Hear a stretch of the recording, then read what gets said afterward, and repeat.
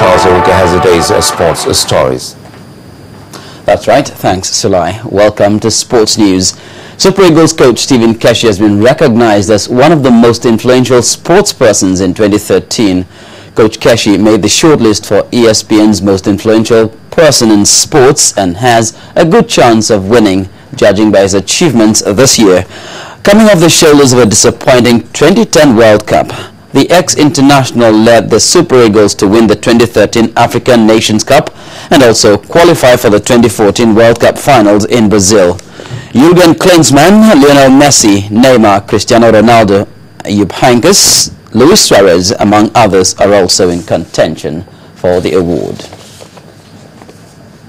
In Europe, a prolonged row between Cardiff City owner Vincent Tan and manager Malky Mackay reached its inevitable conclusion today when the Scottish tactician was relieved of his job. Mackay, who has been Cardiff manager since June 2011, ended their 51-year absence from the top flight when they gained automatic promotion to the Premier League after winning the championship last season. His popularity among the fans couldn't rescue as he joins the likes of Andre Villas-Boas, Ian Holloway, Steve Clark, Paolo Di Canio and Martin Jol in the labour market. Meanwhile, in tennis, it's Novak Djokovic and David Ferrer in the final of the World Tennis Championship in Abu Dhabi. The Serbian defeated Frenchman Jo-Wilfried Tsonga 7-6, 6-3 in the semi-finals, while Ferrer upset Rafael Nadal 6-4, 6-4 today. Tsonga used his power to good effect throughout the match, but world number 2 Djokovic varied his shots and pace to win the match. Djokovic was watched by new head coach Boris Becker. And while the men are sweating it out in Abu Dhabi World Tennis Championship, top 2 female players Serena Williams and Victoria Azarenka walked the runway in Bangkok. World number 1 Serena, number 2 Victoria joined a group of models in a fashion show called Made in Thailand Night, both wearing high-quality silk dresses. When the party was over, or when the party is over, they'll get down to their main business of playing tennis, facing each other in an exhibition match on Saturday.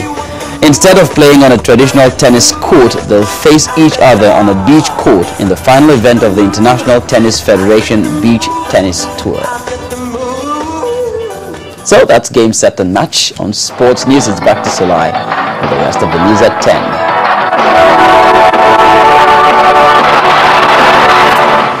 Unveiling the new look of Guinness. Discover a colorful world of more. Well, on the foreign scene, has been a bloody day in Lebanon where Mohammed Shattah, a former Lebanese finance minister and ambassador to the United States, has died in a car bomb attack.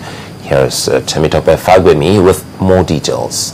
The capital of Lebanon, Beirut, has been rocked by a huge bomb attack which killed former finance minister Mohammed Shattah, who was an advisor to the former prime minister Saad Hariri, a Sunni Muslim.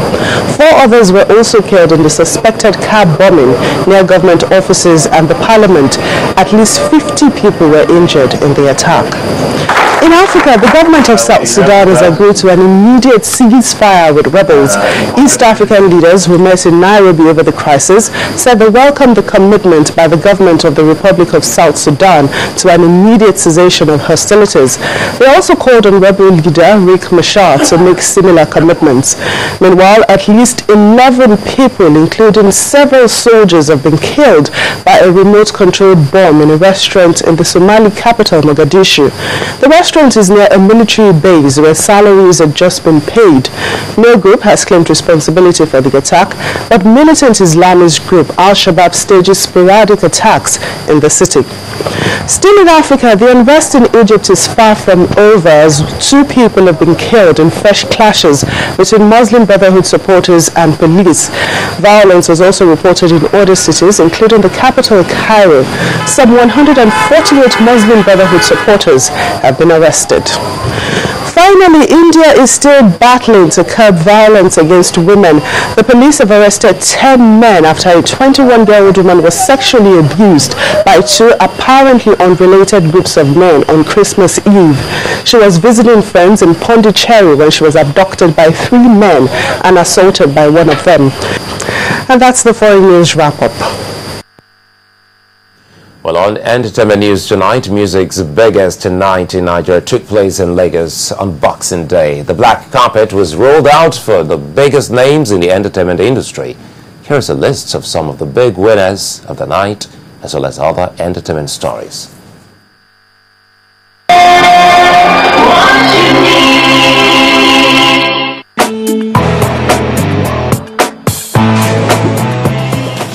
On entertainment news tonight, Raven lyricist Olamide emerged the biggest winner at the 2013 Eddies held on Boxing Day, cutting away 3 individual prizes and 1 for his Ghost Mode collaboration with fast-rising act Final. The rapper also won the Best Rap Album, Album of the Year, and the Best Street Hop categories. Other winners include J1, who bagged the Recording of the Year, Banky W with the Best R&B Single, Two-Face Idibia with Best Pop Single, and rapper Mode 9 came to reclaim the respected lyricist on the Roll prize. Log on to channelstv.com for a full winners list. Now, as expected, the red carpet of the event blew into colors as different celebrities turned up in dashing styles. Our correspondent Ogechuku Osi was there to capture the moment.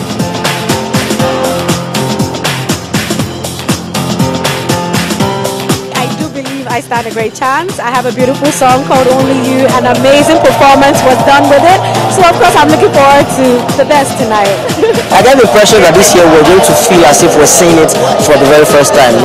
More on the glamour from the Harry's red carpet on the site. Elsewhere, Christmas celebration continued at the Lagos Christmas Village, with different music hopefuls getting an opportunity to step into the spotlight.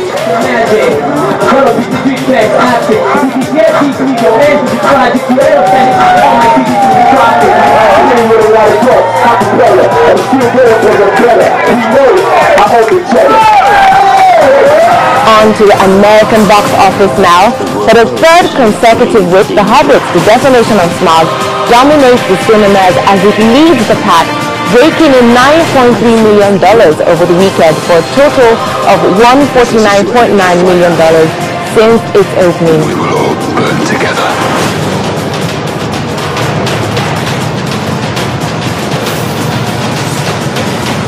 You can't give up now!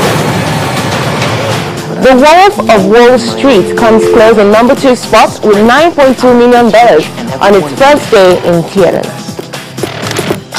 This is the greatest company in the world! I was becoming a legend. Aren't you married? Yeah, but married people can't have friends. We're not going to be friends.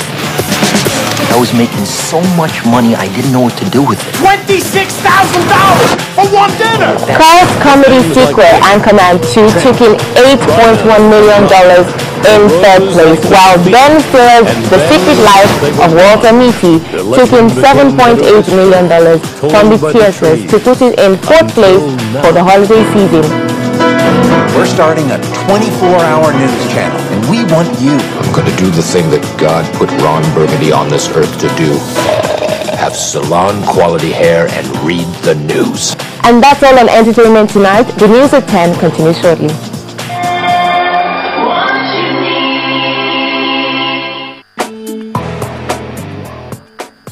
Well, on the main news again, Lebanese national Hassan Zain, who was abducted in Kano 5 days ago, has regained his freedom. That's the news at 10. Many thanks for watching.